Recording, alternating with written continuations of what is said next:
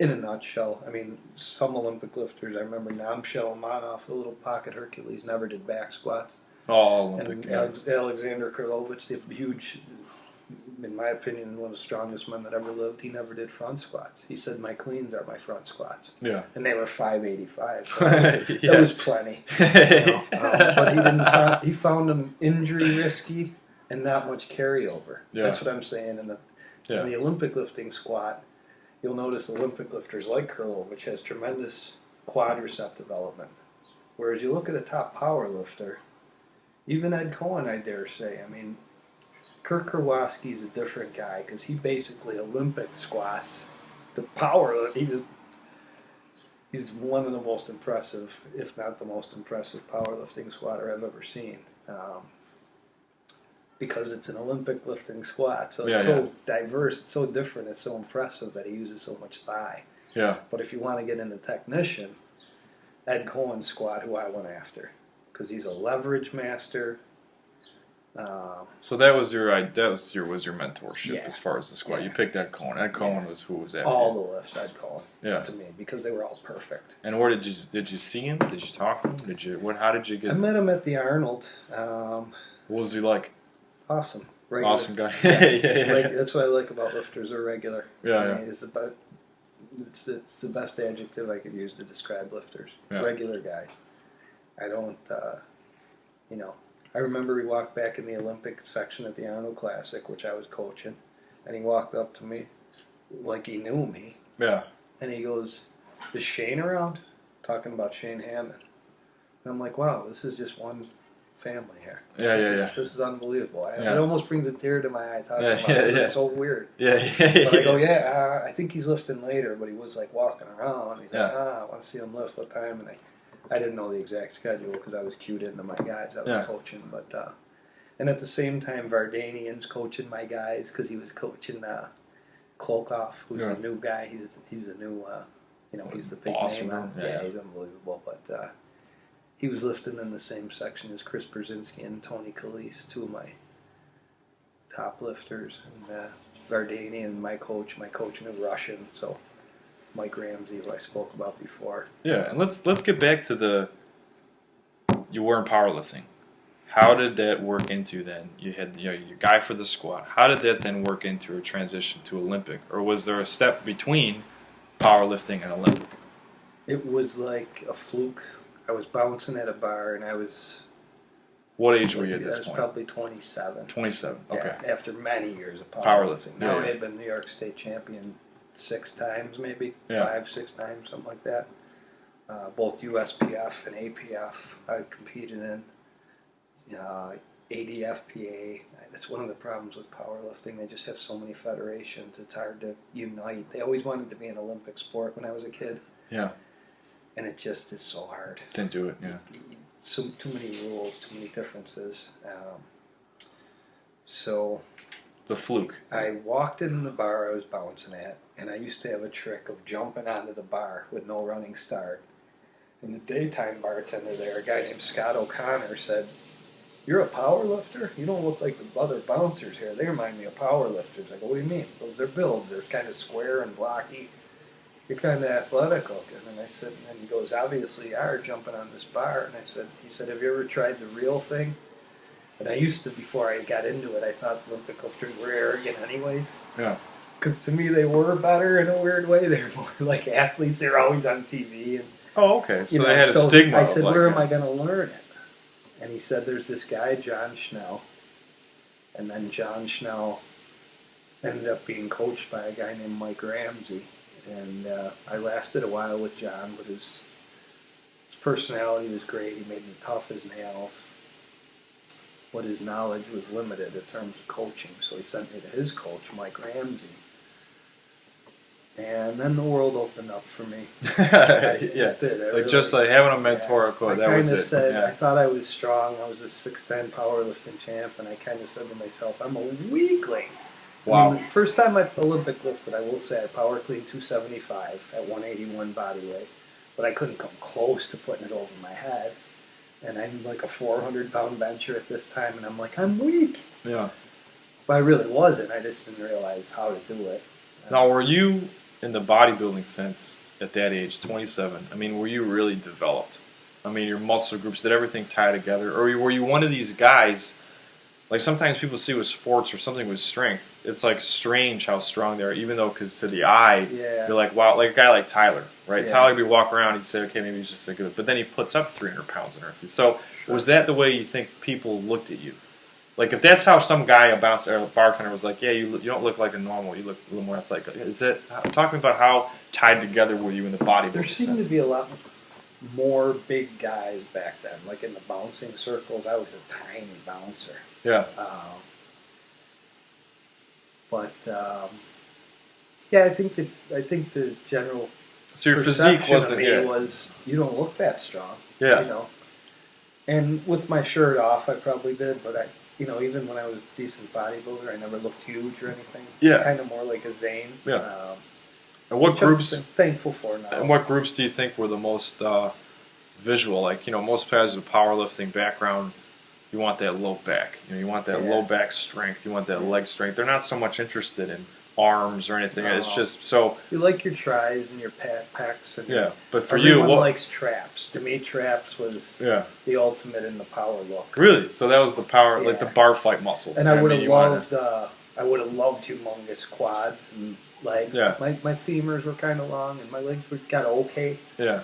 But genetically stayed about. I think the biggest they ever were was about 26, 27 inches. So not big. What did you have any ones that stood out? Like any muscle groups to you at this point, 27, that was like, wow, like a little...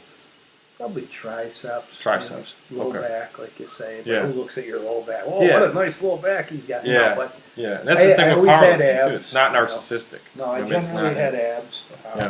That's the thing about being a lighter weightlifter, like a 181-pounder. You find most have physiques. Yeah. Because they're not just putting on weight like Alexia to put on weight.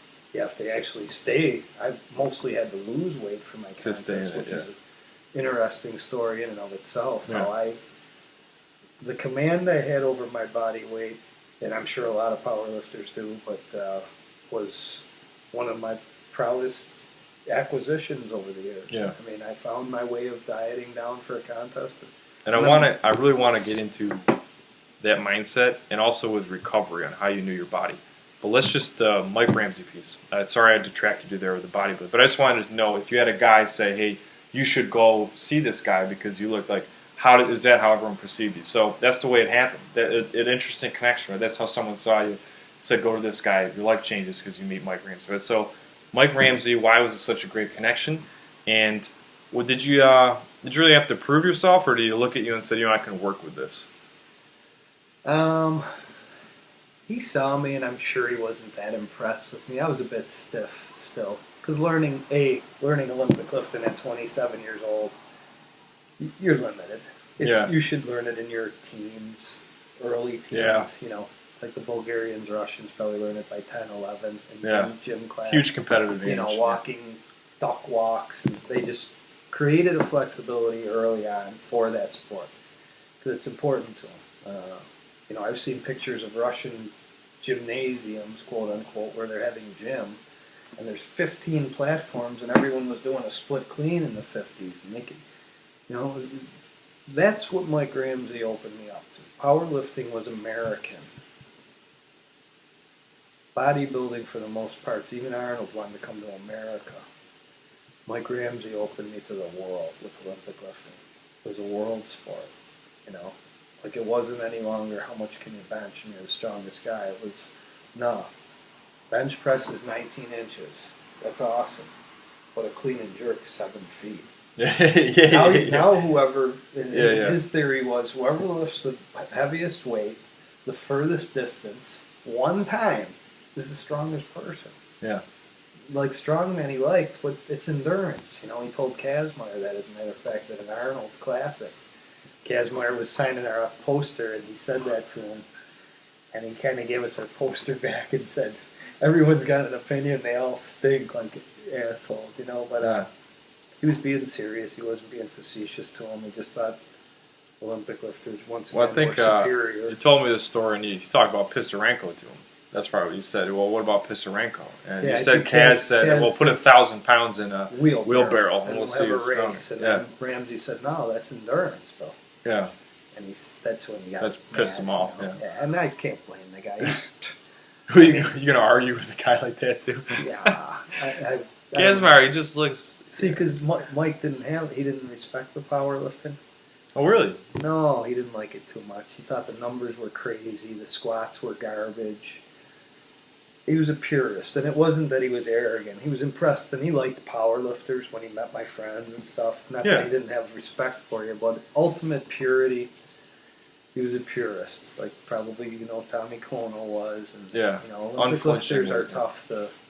And that's where maybe the top powerlifters think powerlifting is superior.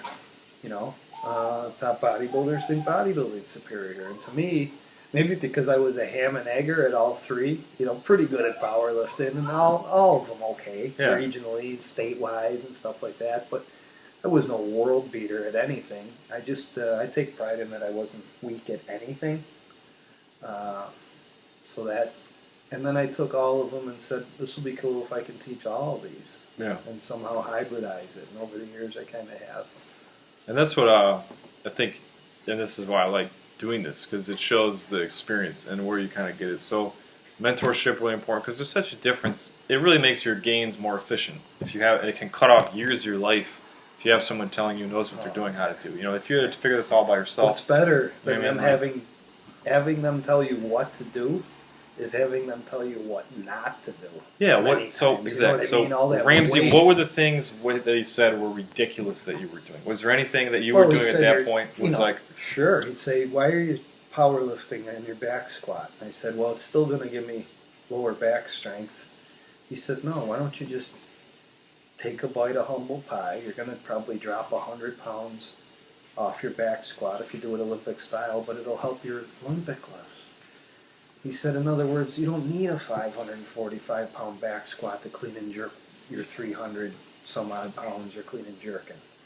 You only need about a 380 to do that, which I thought he was full of it, but then he proved it with skinny young kids that were half my brute strength. Yeah.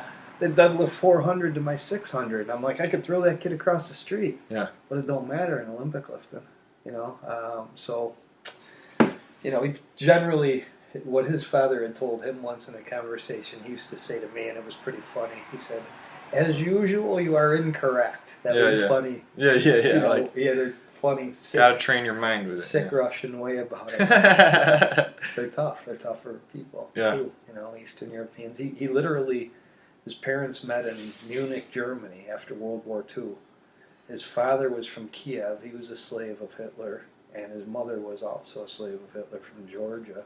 And they met in Munich, had Mike, and he lived on salted cods for the first 6 years of his life. Yeah. They come over here on a USS Destroyer. Yeah. And when he got to the U.S., he had rickets and diphtheria. I mean, I only read about this stuff in history books. This guy had it. So you talk about experience. Yeah. So I stole every ounce of experience I could from every single person, even the seconds I was with Ed Cohen.